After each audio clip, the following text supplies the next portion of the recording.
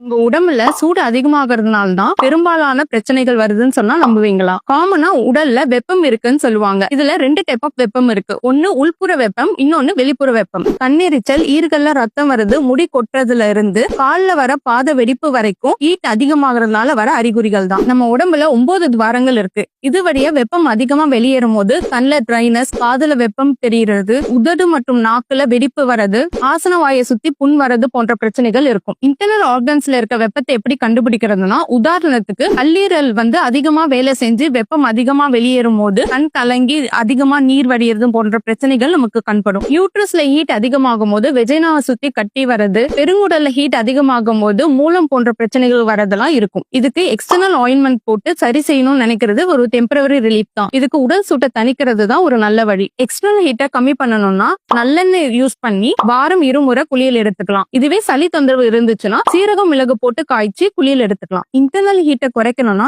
நீர்ச்சத்து அதிகமா உள்ள காய்கறிகளை எடுத்துக்கணும். அது கூடவே மோர், பாதாம் பிசின், சியா விதைகள், முளைக்கட்டிய வெந்தயம்னா எடுத்துக்கலாம். இது மட்டும் இல்லாம எம்டி ஸ்டொமக்ல தேங்காய் எண்ணெய் யூஸ் பண்ணி ஆயில் புல்லிங் பண்ணலாம். நம்ம பாதம் மற்றும் தொப்புல நல்லெண்ணெய் யூஸ் பண்ணி அப்ளை பண்ணலாம். இரவு நேரங்கள்ல ஈர துணியை பிழிஞ்சு நம்ம வயிற்று மேல போட்டுக்கலாம். இந்த மாதிரி விஷயங்கள் சிம்பிளா தெரிஞ்சாலும் இதை ரெகுலரா பண்றது மூலமா பிசிஓடி, டயபிட்டிஸ், சைனசைட்டிஸ், ஆர்த்ரைட்டிஸ்ல இருந்து நல்ல விடுப்பு தரும்.